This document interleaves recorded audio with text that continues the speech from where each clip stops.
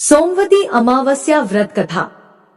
जय श्री कृष्णा, राधे राधे। आप सभी पर भगवान भोलेनाथ की कृपा सदा सर्वदा बनी रहे। आज ज्येष्ठ मास की अमावस्या तिथि है।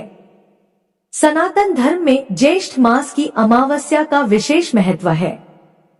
सोमवती अमावस्या का महत्व स्वयं भगवान कृष्ण ने युधिष्ठिर को बताया था। ऐसा माना जाता है कि जो भक्त सोमवती अमावस्या का व्रत रखते हैं, उन्हें नैतिक और कुलीन संतान के साथ साथ लंबी उम्र भी मिलती है। जो लोग इस दिन गंगा जैसी पवित्र नदियों में एक पवित्र डुबकी लगाते हैं, वे अपने अतीत और वर्तमान के पापों से छुटकारा पा लेते हैं। अमावस्या के दिन पवित्र नदी में स्नान करना चाहिए, साथ ही इस दिन दान भी करना चाहिए। इस दिन पीपल के वृक्ष की उपासना की जाती है। धार्मिक मान्यताओं के अनुसार पीपल के वृक्ष में सभी देवी देवताओं का वास होता है, इसलिए इस दिन पीपल के पेड़ में जल अर्पित करने से सभी मनोकामनाएं पूरी होती हैं। अमावस्या पर पितरों के लिए व्रत करने की भी परंपरा है। माना जाता है कि इस व्रत से पितर देवता तृप्त होते हैं। पितरों की कृपा से घर परिवार में सुख समृद्धि भी बनी रहती है। अब आइए श्रवण करते हैं सोमवती अमावस्या व्रत की कथा। पौराणिक कथा के अनुसार एक साहूकार के 7 बेटे और 7 बहुओं के साथ एक बेटी भी थी।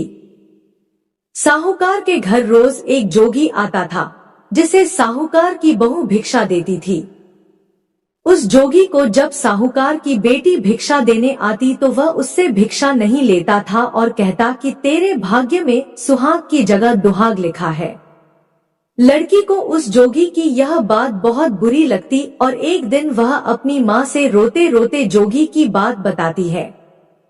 सारी बात सुनकर माँ कहती है कि कल जब जोगी आएगा तब मैं सुनती हूँ कि वह क्या कहता है और क्यों कहता है।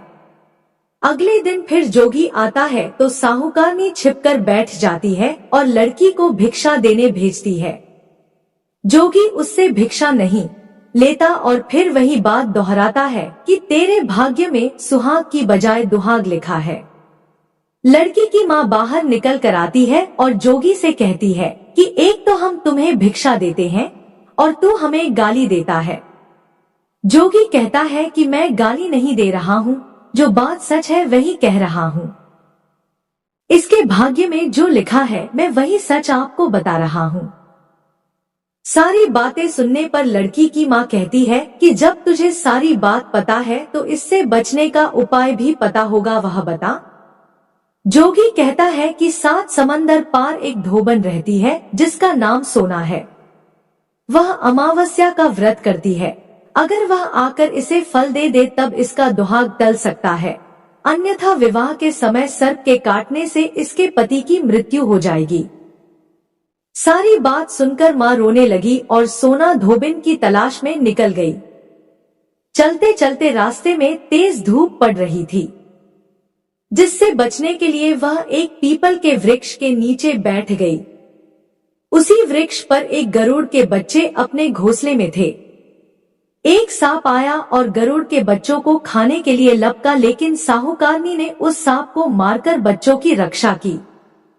कुछ देर बाद गरुड़नी आई और सब जगह खून देखकर साहूकारनी को चोट से मारने लगी।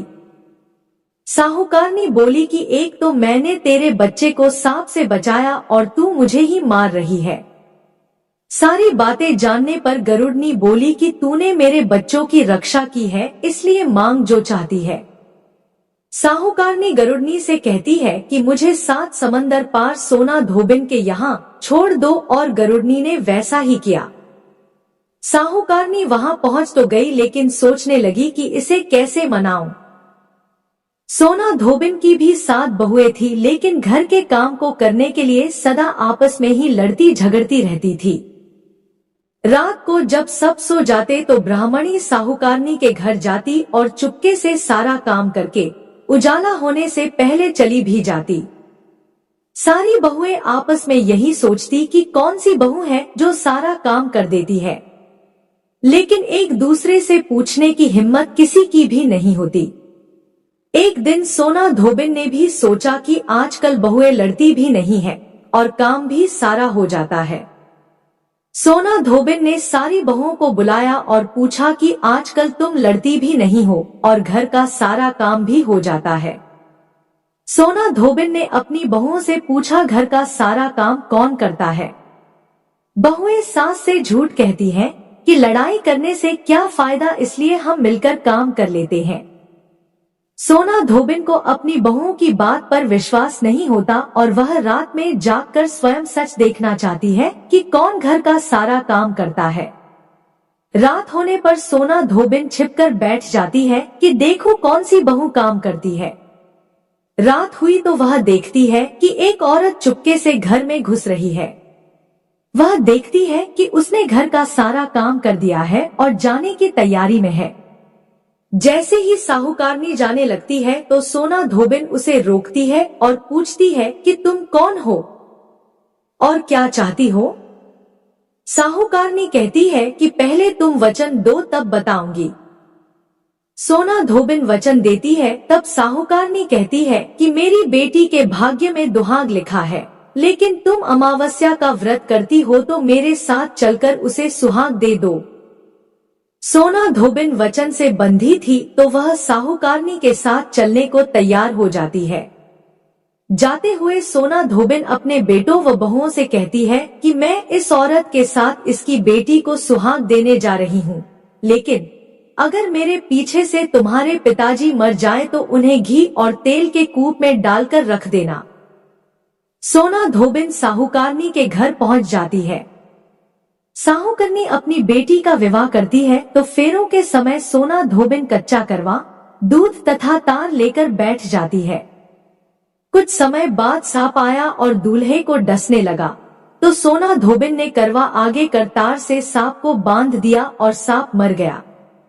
अब सोना धोबिन ने लड़की को सुहाग दिया और कहा कि अब तक मैंने जितनी अमावस्या की है वह साहूकार की इस लड़की को मिलेगा। अब आगे जो अमावस्याएं मैं करूंगी उनका फल मेरे पति और मेरे बेटों को मिलेगा। सभी लोग अमावस्या माता की जय जयकार करने लगे। सोना धोबिन अपने घर वापस जाने को तैयार हुई तो साहूकारनी ने कहा कि तुमने मेरे जमाई को जीवन दान दिया है, इसलिए तुम जो चाहो मांग लो। सोना धोबिन बोली कि मुझे कुछ नहीं चाहिए और वह चली गई। रास्ते में चलते हुए फिर से अमावस्या आ गई। उसने पीपल के पेड़ के नीचे बैठकर कहानी कही, व्रत रखा और पीपल के पेड़ की 108 बार परिक्रमा की।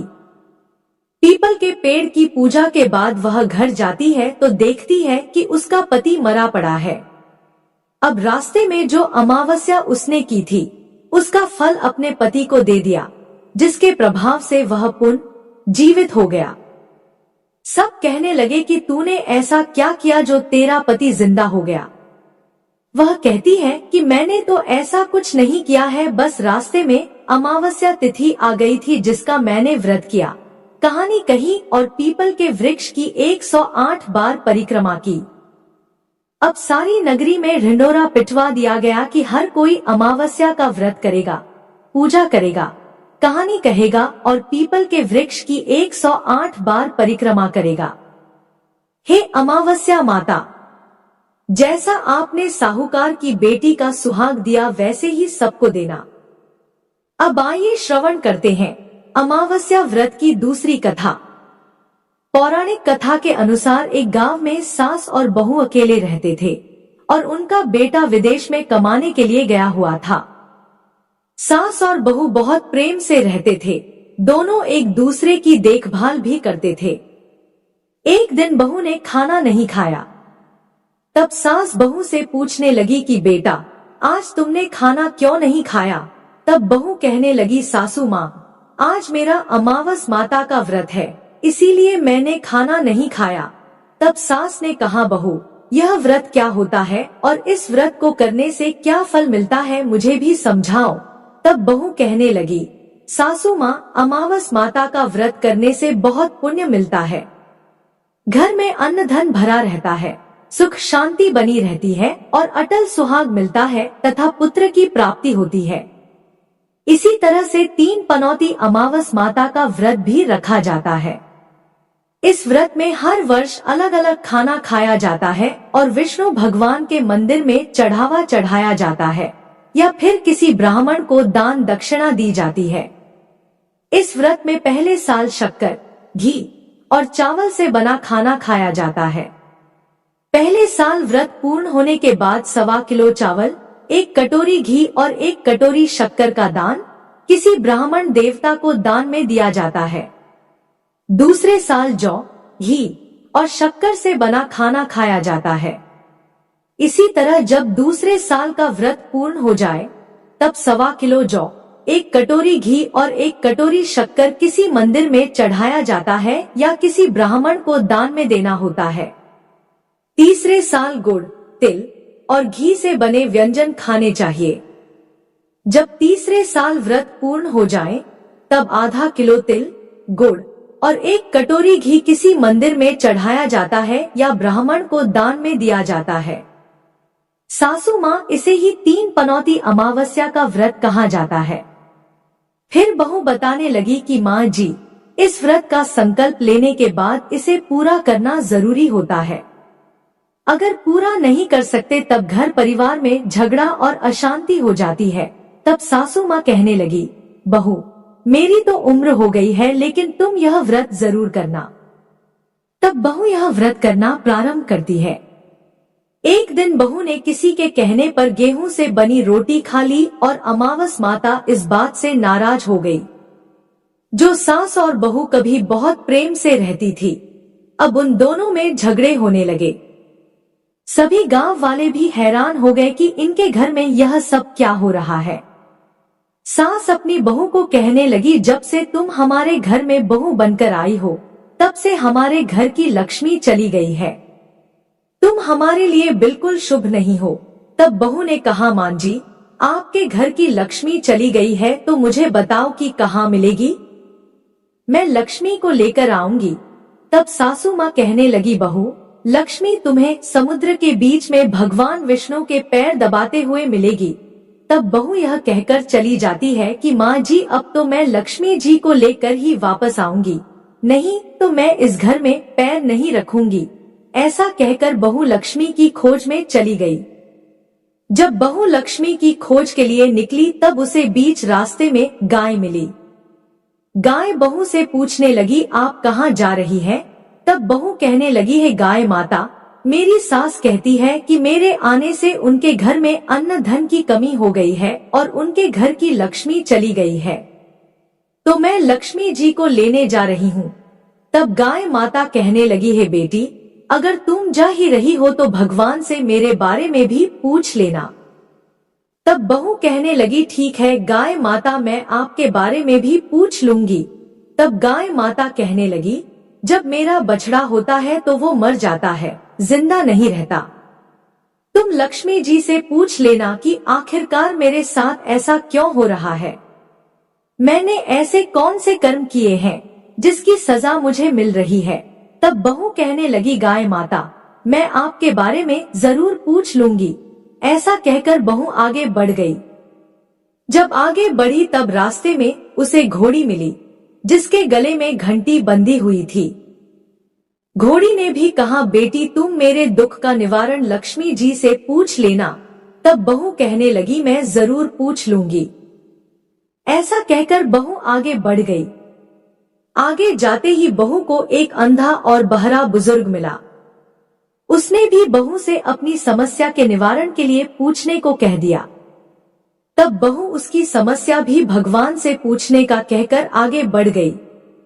आगे जाते ही बहू को एक बूढ़ी औरत मिली जो कि हाथ और पैर से अपाहिज थी। उसने भी बहू से कहा, बेटी जब तुम भगवान से मिलो तो उनसे पूछना कि आखिरकार मैं अपाहिज क्यों हुई, मैंने ऐसे कौन से कर्म किए थे। तब बहू उसकी समस्या पूछने के लिए तैयार हो गई और फिर आगे बढ़ गई। आगे जाते जाते बहू बहुत थक गई और एक आम के पेड़ के नीचे बैठ गई। आम का पेड़ बड़ा खुश होकर बहू से पूछने लगा, बेटी तुम कहाँ से आई हो और कहाँ जा रही हो। तब बहू कहने लगी, मैं लक्ष्मी जी को लेने जा रही हूँ। तब पेड़ भी अपनी समस्या भगवान से पूछने के लिए कहने लगा, मेरे पेड़ पर लगे हुए आम खट्टे ही क्यों होते हैं? इस बारे में बहुरानी भगवान से जरूर पूछ लेना। तब बहू पेड़ की समस्या लेकर आगे बढ़ गई। थोड़ी दूर जाने पर बहू को एक तलाई मिली। वह भी बहू से कहने लगी, बहू तुम भगवान से पूछना कि मेरी तलाई का पानी इतना मैला क्यों है, कोई भी यहाँ आकर पानी नहीं पीता। तब बहू कहने लगी, जरूर पूछ लूंगी। ऐसा कहकर बहू आगे बढ़ गई। बहुत दिन से जंगल में चलते चलते वह थक गई थी। उसे भूख भी लगी थी, लेकिन खाने को कुछ नहीं मिला। तो वह भूख और प्यास से बेचैन हो गई और जंगल में बेहोश हो गई। उसी समय भगवान श्री हरि और माता लक्ष्मी घूमते हुए उधर जा रहे थे। तब माता लक्ष्मी विष्णु भगवान से कहने लगी, है नाथ, यह तो आपकी बहुत बड़ी भक्त है, आप इसके दुख का निवारण कीजिए। तब भगवान श्री हरि कहते हैं, इस संसार में तो बहुत से जीव दुखी हैं, सभी अपने अपने कर्मों का फल भोग रहे हैं, मैं किस किस के दुख का निवारण करूं? तब माता लक्ष्मी भगवान श्री हरि से विनती करने लगी, कहने लगी कि वह भूखी प्यासी है, अगर इसे ऐसे में जंगल में छोड़ दिया जाए तो जंगल के जानवर इसे खा डालेंगे। माता लक्ष्मी की बात सुनकर भगवान श्री हरि एक साधु का वेश धारण कर बहू के पास गए और उसे होश में लेकर आए। बहू के होश में आते ही साधु वेश में भगवान उससे पूछने लगे, तुम यहाँ क्यों आई हो और कहाँ जा रही हो? तब बहू ने सारी बात बता दी। उसकी बात सुनकर भगवान श्री हरि और माता लक्ष्मी प्रकट हो गए और उनके साथ साथ अमावस माता भी प्रकट हो गई। बहू यह सब देखकर उनके चरणों में गिरकर उन्हें प्रणाम करने लगी।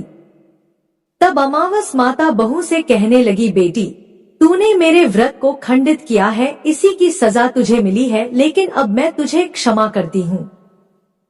अब तुम घर को जाओ, तुम्हारा घर अन्न और धन से भर जाएगा, तुम्हारा घर सुंदर महल में बदल जाएगा और तुम्हारी सभी मनोकामनाएं भी पूर्ण हो जाएंगी। यह सब होने के पश्चात बहू ने रास्ते में जो भी मिला था उन सभी के दुखों का निवारण करने के लिए विनती की। तब भगवान श्री हरि कहने लगे, गाय ने कभी अपना दूध किसी और को नहीं पिलाया, इस कारण उसके बछड़े जिंदा नहीं रहते। तुम उसका दूध पी लेना, फिर उसके बाद उसके बछड़े जिंदा रहने लगेंगे। और घोड़ी पिछले जन्म में आटा पीसने वाली महिला थी, वह किसी को आटा पीस कर नहीं देती थी, इसीलिए उसके गले में चक्की के पाट बंधे हुए हैं। तुम उसके पाट खोल देना, वह बिल्कुल ठीक हो जाएगी। और वह बुजुर्ग कभी भगवान के मंदिर नहीं गया, ना ही कभी उसने भगवान के भजन सुने। तुम उसे ले जाकर मंदिर में दर्शन करवा देना, इससे वह ठीक हो जाएगा। अपाहिज महिला ने कभी अपनी जवानी में दान पुण्य नहीं किया, इसलिए उसकी यह सजा मिली है। तुम उससे कुछ भी दान करवा देना तो उसकी विकलांगता दूर हो जाएगी। और वह आम का पेड़, उसने तो कभी अपने पेड़ के आम किसी बच्चे को खाने नहीं दिए, इसी कारण उसके सभी आम खट्टे होते हैं। अब तुम उस पेड़ का आम खा लेना, फिर उसके बाद से उस पेड़ पर मीठे आम आने लगेंगे। और तलाई का पानी पिछले जन्म में देवरानी जेठानी थी, वह हमेशा आपस में झगड़ा करती रहती थी, इसीलिए उसका पानी मैला है। तुम उसका पानी पी लेना तो वह तलाई शुद्ध हो जाएगी, फिर लोग वहां आकर पानी पीने लगेंगे। इस प्रकार बहू ने भगवान श्री हरि, माता लक्ष्मी और अमावस माता को प्रणाम किया, उन्हें धन्यवाद किया और अपने घर लौटने के लिए तैयार हो गई। रास्ते में उसे जो भी मिला, उनकी सभी समस्या भगवान के कहे अनुसार वह दूर करती चली गई।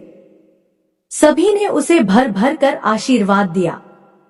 घर पहुंचते ही उसका टूटा फूटा घर एक सुंदर महल में बदल गया। उसके घर में अन्न और धन के भंडार भर गए। अब बहू ने सासू माँ से कहा, सासू माँ, आपने तो सच में कहा था कि मैं आपके लिए शुभ नहीं हूँ। मेरे जाने से ही आपके घर में लक्ष्मी आई है, अब आप यहाँ रहे, मैं मरने जा रही हूँ। तब सास ने कहा, बेटी यह सब तुम्हारे अमावस माता के व्रत करने का फल ही हमें मिला है, तुम यहीं पर रहो, अब तुम यहाँ से कहीं नहीं जाओगी। इस प्रकार सास और बहू खुशी खुशी रहने लगे। और फिर एक दिन सास का बेटा भी विदेश से वापस लौट आया। घर में जब उसने खूब धन दौलत और धन के भंडार देखे, तब उसकी माँ ने सारी बात अपने बेटे को बता दी। इस प्रकार वह लोग खुशी खुशी रहने लगे और तीनों मिलकर अमावस माता के व्रत रखने लगे। बोलिए अमावस माता की जय। हे अमावस माता, इस कथा को कहने, सुनने और हुंकारा भरने वाले सभी भक्तों के घर में धन धान्य के भंडार भरना, सभी की रक्षा करना। अब आइए अंत में श्रवण करते हैं अमावस्या व्रत की तीसरी कथा। भगवान श्री कृष्ण से एक बार पक्षीराज गरुड़ ने पूछा, हे प्रभु, पृथ्वी पर लोग अपने मृत पितरों का श्राद्ध करते हैं।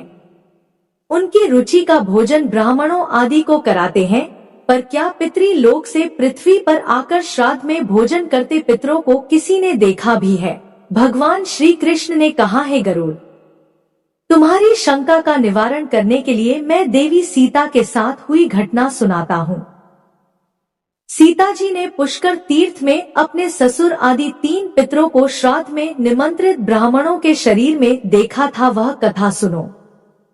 भगवान श्री कृष्ण कहते हैं, हे गरुड़, यह तो तुम्हें ज्ञात ही है कि श्री राम अपने पिता दशरथ की आज्ञा के बाद वनगमन कर गए थे, साथ में देवी सीता भी थी। बाद में श्री राम को यह पता लग चुका था कि उनके पिता उनके वियोग में शरीर त्याग चुके हैं। जंगल जंगल घूमते सीता जी के साथ श्री राम ने पुष्कर तीर्थ की भी यात्रा की। अब यह श्राद्ध का अवसर था, ऐसे में पिता का श्राद्ध पुष्कर में हो, इससे श्रेष्ठ क्या हो सकता था। तीर्थ में पहुंचकर उन्होंने श्राद्ध की तैयारियां आरंभ की। श्री राम ने स्वयं ही विभिन्न शाक, फल एवं अन्य उचित खाद्य सामग्री एकत्र किए। जानकी जी ने भोजन तैयार किया। उन्होंने एक पके हुए फल को सिद्ध करके श्री राम जी के सामने उपस्थित किया।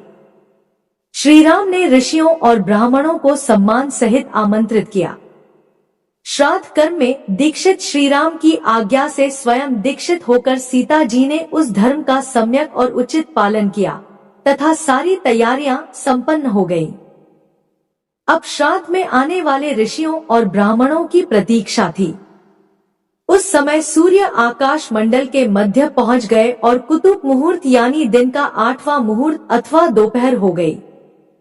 श्री राम ने जिन ऋषियों को निमंत्रित किया था वे सभी आ गए थे। श्री राम ने सभी ऋषियों और ब्राह्मणों का स्वागत और आदर सत्कार किया तथा भोजन करने के लिए आग्रह किया। ऋषियों और ब्राह्मणों को भोजन हेतु आसन ग्रहण करने के बाद जानकी अन्न परोसने के लिए वहां आई। उन्होंने कुछ भोजन बड़े ही भक्ति भाव से ऋषियों के समक्ष पत्तों के बनी थाली पर परोसा। वे ब्राह्मणों के बीच भी गईं, पर अचानक ही जानकी भोजन करते ब्राह्मणों और ऋषियों के बीच से निकली और तुरंत वहां से दूर चली गई। सीता जी लताओं के मध्य छिपकर जा बैठी। यह क्रियाकलाप श्री राम देख रहे थे। सीता के इस कृत्य से श्री राम कुछ चकित हो गए। फिर उन्होंने विचार किया कि ब्राह्मणों को बिना भोजन कराए साध्वी सीता लज्जा के कारण कहीं चली गई होंगी। सीता जी एकांत में जा बैठी हैं। फिर श्री राम जी ने सोचा, अचानक इस कार्य का क्या कारण हो सकता है, अभी यह जानने का समय नहीं। जानकी से इस बात को जानने से पहले मैं इन ब्राह्मणों को भोजन करा लूं, फिर उनसे बात कर कारण समझूंगा। ऐसा विचार कर श्री राम ने स्वयं उन ब्राह्मणों को भोजन कराया। भोजन के बाद ऋषियों को विदा करते समय भी श्री राम के मस्तिष्क में यह बात रह रहकर कौंध रही थी कि सीता ने ऐसा अप्रत्याशित व्यवहार क्यों किया। उन ब्राह्मणों के चले जाने पर श्री राम ने अपनी प्रियतमा सीता जी से पूछा, ब्राह्मणों को देखकर तुम लताओं की ओट में क्यों छिप गई थी? यह उचित नहीं जान पड़ा। इससे ऋषियों के भोजन में व्यवधान हो सकता था, वे कुपित भी हो सकते थे। श्री राम बोले, हे सीते, तुम्हें तो ज्ञात है कि ऋषियों और ब्राह्मणों को पितरों के प्रतीक माना जाता है, ऐसे में तुमने ऐसा क्यों किया? इसका कारण जानने की इच्छा है, मुझे अविलंब बताओ। श्री राम के ऐसा कहने पर सीता जी मुंह नीचे कर सामने खड़ी हो गई। और अपने नेत्रों से आंसू बहाती हुई बोली, हे नाथ, मैंने यहाँ जिस प्रकार का आश्चर्य देखा है उसे आप सुने। इस श्राद्ध में उपस्थित ब्राह्मणों की अगली पांत में मैंने 2 महापुरुषों को देखा जो राजा जैसे प्रतीत हो रहे थे।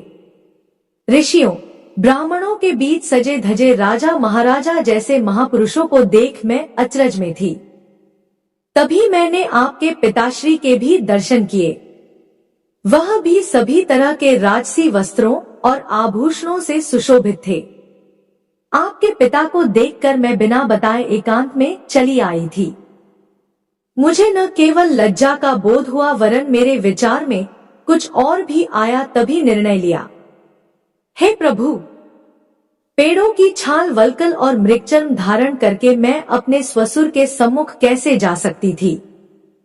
मैं आपसे यह सत्य ही कह रही हूँ। अपने हाथ से राजा को मैं वह भोजन कैसे दे सकती थी जिसके दासों के भी दास कभी वैसा भोजन नहीं करते। मिट्टी और पत्तों आदि से बने पात्रों में उस अन्न को रखकर मैं उन्हें कैसे देती।